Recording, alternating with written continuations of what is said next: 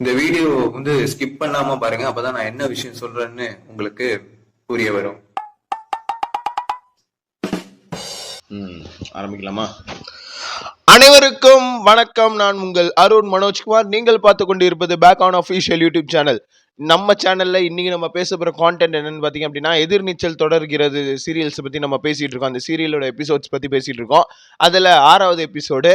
அதாவது இந்த 6வது எபிசோடு நான் இன்னொரு வாட்டி திரும்பி உட்காந்து சன் நெக்ஸ்ட் ஆப்ல உட்காந்து ரிப்பீட்டடா பார்த்தேன் கைஸ். அந்த அளவுக்கு ரொம்ப இன்ட்ரெஸ்டிங்கான ஒரு எபிசோடா இன்னைக்கு அமைஞ்சுது. ஓகேங்களா? என்ன சனிக்கிழமை அந்த இதுனாலே ஒரு குதூகலமான எபிசோடா தான் இருக்கும். அதுவே ஞாயிற்றுக்கிழமை இன்னும் கொஞ்சம் விறுவிறுப்பான எபிசோடா மாறும் அப்படிங்கிறது ரொம்ப அழகா நமக்கு ஒரு ஃபார்மேட்டை செட் பண்றாங்க. அந்த பேட்டர்ன் நல்லா இருக்கு. அதாவது தர்ஷன் கோச்சிட்டு அப்படி போறான்ல, அங்கேருந்து வருது. ஓகேங்களா? ரேணுகா தன்னுடைய ஹஸ்பண்டான ஞானத்துக்கிட்ட ஒரு ஹீட்டட் டிஸ்கஷன் கொடுக்குறாங்க. அதாவது அவ அதாவது விவாகரத்து ஆண் பார்த்தீங்க அப்படின்னா புது மாப்பிள்ளையா மாறிடுறாப்புல. ஆனா ஒரு பெண் விவாகரத்து ஆனா அவனை அந்த பொண்ணை போட்டு படாத பாடுபடுத்துறீங்க. அவளுக்கு என்ன அவசியம் இருக்கு? அவ தான் வேணான்னு விட்டு விலகி போயிட்டால, அப்புறம் எதுக்கு அவளை போட்டு நோண்டிட்டு இருக்கிய அப்படின்னு சொல்லி ஆதங்கப்பட்டு கேட்குற அந்த ரேணுகாவுக்கு நான் சொல்ற ஒரு பதில். அப்புறம் எதுக்கு ஈஸ்வரி அத்தை அத்தைன்னு சொல்லணும்? வாங்கம்மா போங்கம்மான்னு 3வது மனுஷியை பார்க்குற மாதிரி பார்த்துட்டு போயிடலாம்ல. அப்போ ஃபோனில் பேசும்போது மட்டும் சொல்லுங்கத்தே அப்புறம் எதுக்கு அது சொல்லணும் அப்படிங்கிற கேள்வி. அதான் குணசேகரனே யாரோன்னு ஆனதுக்கப்புறம் அந்த குடும்பமே உங்களுக்கு யாரோ தானே. அப்போ மட்டும் என்ன நீங்கள் அதாவது ரேணுகாக்காக்கு சொல்கிறேன் இதை. அப்புறம் ஈஸ்வரி அக்கா, அது என்ன ஈஸ்வரி அக்கா ஃபோன் பண்ணுறாவளா? ஈஸ்வரி அக்கான்னா அதான் விவாகரத்து ஆயிட்டுனாலே அவங்களுக்கும் சம்மந்தம் இல்லைன்னு தானே ஆயிடுதுல்ல. அது அதெல்லாம் கணக்கு கிடையாது. இவங்க அப்படியே சப்போர்ட்டிவா பேசுவாங்க. இந்த இடத்துல நான் இது சொல்லி ரிஜிஸ்டர் பண்ணி ஆகணும். ஒருத்தவங்களை வேணான்னு முடிவு பண்ணிட்டா மொத்தமும் வேணாம், அவ்வளவுதான். அதுல என்ன இவங்களை மட்டும் பார்த்துப்பேன், அவங்கெல்லாம் எனக்கு யாருன்னே தெரியாதுங்கிற மாதிரி பார்ஷியாலிட்டி காட்டக்கூடாதுல்ல. அதை இந்த இடத்துல நான் அட்ரஸ் பண்ணணும்னு எனக்கு தோணுச்சு.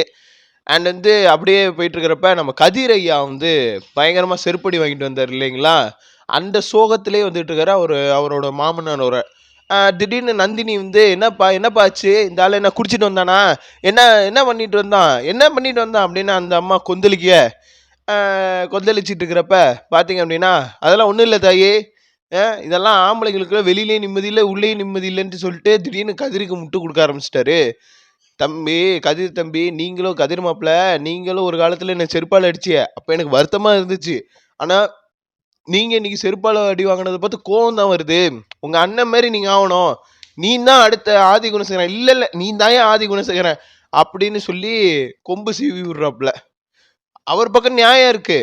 அவருக்கு அவர் பொண்ணு நல்லா வாழணும் அப்படிங்கிறதுக்காக அவர் சொல்ற விஷயமா இருக்கட்டும், அது ரொம்ப யதார்த்தமாகவும் குடும்ப சூழலுக்கு ரொம்ப ஏற்புடையதாகவும் இருக்கு. ஓகேங்களா? கதிர் அந்த ரியாக்ஷன் ஷாட்லாம் பார்க்கும்போது பயங்கர இதாக இருந்துச்சு. எனக்குலாம் சிரிப்பு வந்துருச்சு. ஏன்னா அதை பார்க்கும்போது க்ளோஸ்அப்பில் அப்பப்போ ஒரே ஷாட்டே க்ளோஸ்அப்பில் காட்டி நம்மளை சிரிப்பு வர வச்சுட்டாங்க, குபி சிரிப்பு வர வச்சுட்டாங்க. அப்பயே தெரிஞ்சு போச்சு அடுத்து ஒரு காமெடி ட்ராக் இருக்குடா அப்படின்ட்டு. தலைவன் அப்படியே நம்ம நந்தினி டென்ஷன் ஆகி அடுப்படியில் உட்காந்து பேசிகிட்டு இருக்கு. இந்த மாதிரி அந்த ஆளும் மறைக்கிறான், என் அப்பனும் அதுக்கு சேர்த்து ஜால்ரா தட்டுறான், எனக்கு என்ன பண்ணுறதுனே தெரிலக்கா, நான் என்ன பண்ணுறதுனே தெரில ரேணுகான்னு சொல்லிட்டு ரேணுகாட்டையும் ஜனனிகிட்டையும் ஹீட்டடாக டிஸ்கஸ் பண்ணும்பொழுது நடுவில் நம்ம நந்தினி நக்கல் ராணி நந்தினியாச்சே. அப்போ சொல்லும் போது என்ன ஆகுது, நான் ஒரு 4 கேள்வி கேட்டால் அவர் எனக்கு 400 பதில் சொல்லிட்டு இருக்காரு அப்படின்ட்டு சொல்லும்போது ரேணுகா என்ன சொல்லுது அப்படின்னா, எப்பா இதெல்லாம் பரம்பரை வியாதிப்பா, இதெல்லாம் விட்டு போமா அப்படின்னு சொல்லி நக்கல் பண்ணுறப்ப, அக்கா நான் சீரியஸாக பேசிகிட்டு இருக்கேன், என்னை அனாவசியமாக காமெடி பண்ணி என்னை சிரிப்பு வர வச்சிடாதிய அப்படிங்கிற மாதிரி நம்ம நந்தினி இது பண்ண ஆரம்பிக்க ஒரு டேக் ஆஃப் ஆகுது பாருங்க. அங்கேயே காமெடி ட்ராக் டேக் ஆஃப் ஆகுது. திடீர்னு பார்த்தா ஆதிரையை பற்றி பேசும்போது ஆதிரையை பற்றி பேசுகிறா. இந்த மாதிரி அங்கே வீட்டில் ஏதோ பெரிய பிரச்சனை இருக்கும் போல, அதனால அதை விட்டு வர்றதுக்காக இங்கே திங்குன்னு குதிக்கிறா, நம்ம உயிரை வாங்குறா அப்படிங்கிற மாதிரி சொல்ல, அப்படியே நம்ம அக்கா ஆதிரை அக்கா கிராஸ் ஆகுறா. அப்படி கிராஸ் ஆகி ஒரு மாதிரி பார்க்குறா. அப்படி அத்தோட எல்லா கான்வர்சேஷனும் பிரேக் ஆகுது. அவ சமாளிக்கிறான். அதான் ஆரம்பத்துலேருந்து எல்லாத்தையும் பார்த்துட்டாப்லையே அப்படின்னு சொல்லிட்டு ஜனனியும் ரேணுகாவும் சொல்லி கொஞ்சம் இது பண்ணிட்டு இருந்தாங்க. அப்புறமா உங்களுக்கு இருக்குக்கா, நாளைக்கு இருக்கு உங்களுக்கு அப்படின்னு சொல்லிட்டு ஜனனி வந்து லைட்டா நந்தினிய வெடச்சு விட்டு போயிடுறாப்புல. இது வந்து பயங்கர எபிசோடு வந்து கொஞ்சம் ஃபன்னாவே போயிட்டு இருந்துச்சு. ஓகேங்களா? அதுக்கு அப்படியே அடுத்த இதுல டாக்டர் வந்து பார்த்து ஒரு வழியா டாக்டர் அழைச்சிட்டு வந்து விசாலாட்சியை பார்க்கும்போது விசாலாட்சிக்கு வந்து லோ பிபி வருதாம்ப்பா. ஓகேங்களா? லோ பிபி வந்து வயசானவங்களுக்கு இருக்கக்கூடாதான். அதனால வந்து அவங்களோட மனக்கவலையை போக்குமாறு டாக்டர் வந்து மன்றாடி கேட்டாப்படி. அதனால வர்றப்ப அப்படியே கட் பண்ணா ஆடிட்டரும் வக்கீலும் வராங்க. ஞானம் கடுப்பாகிறான். அது என்ன என் அண்ணன் வந்து கதிர்கிட்ட மட்டும்தான் பேசுறாரு, என்கிட்ட எல்லாம் பேச மாட்டாரா, என்கிட்ட எல்லாம் அவர் பேச மாட்டாரா அப்படி சொல்லி வந்து ஆதங்கப்படுறாப்படி. அத்தை உடம்பு சரியில்லாம இருக்கிறப்ப ஏன் மாமா இப்படி எல்லாம் ஆத்திரப்பட்டுட்டு இருக்கிய அப்படின்னு சொல்லி நந்தினி வந்து ஞானத்துக்கிட்ட கேட்க, அப்படியே ஒரு ஹீட்டட் டிஸ்கஷன் போகும்போது நடுவில் ஈஸ்வரி வந்து ஃபோன் அடிச்சிச்சு. அந்த என்னது அந்த ஆதிரை பற்றி கலாய்க்கிறதுக்கு முன்னாடி ஈஸ்வரி வந்து ஃபோன் அடிச்சிருந்தாங்க. இந்த மாதிரி நாளைக்கு நான் வரேன் அப்படின்ட்டு. அக்கா வராதியே, நிலைமை சரியில்லை, அப்படி நிலைமை சரியா இருக்கும்போது நாங்களே உங்களை கூப்பிட்றோம், அப்போ வாங்க அப்படின்னு நந்தினி சொல்ல, இல்லை இல்லை நாளைக்கு நான் வரேன் அப்படின்னு சொல்லும் பொழுது அந்த விஷயம் அப்படியே என்ன போங்கக்கா நீங்கள் அப்படிங்கிற மாதிரி அவங்க வந்து இதாக வராங்க, பேனிக் ஆகுறாங்க. அப்படியே லாஸ்ட் கட்டில் பார்த்தீங்க அப்படின்னா தர்ஷினியும் ஈஸ்வரியும் வந்து அந்த வீட்டுக்குள்ளே வராங்க. அப்போ அதாவது ஈஸ்வரி உள்ள நுழையும் பொழுது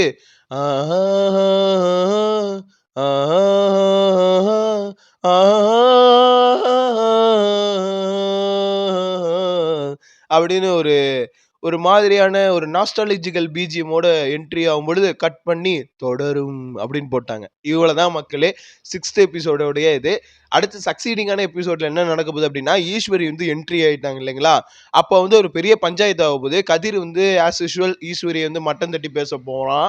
அப்போ வந்து நம்ம ஆளு சக்தி என்ன பண்றாப்புல கதிரை ஓகி பலார்னு விடுறாப்புல. அதுதான் ஹைலைட்டடா இருக்கு. அது இன்னைக்கு ஞாயிற்றுக்கிழமையில நடக்க போகுது. ஸோ அடுத்து விடுதலை திரைப்படத்தை பத்தி டிஸ்கஸ் பண்ண போறோம் கைஸ். அது வந்து அடுத்த வீடியோ 5:30 மணிக்கு முடிஞ்ச அளவுக்கு 5:30 மணிக்கு ரிலீஸ் பண்ண ட்ரை பண்ணுறேன். ஸோ ஓகே, அவ்வளோதான் மக்களே, இதுதான் நம்ம கண்டென்ட் முடிஞ்சிருச்சு. இது வரைக்கும் நம்ம சேனல் சப்ஸ்கிரைப் பண்ணாதவங்க சப்ஸ்கிரைப் பண்ணிடுங்க, பக்கத்தில் இருக்க பெல் பட்டனை கிளிக் பண்ணிடுங்க. அண்ட் அடுத்த வீடியோவில் நான் உங்களை சந்திக்கிறேன். And this is bye from Arun Manojkumar signing off back on official. நன்றி, வணக்கம்.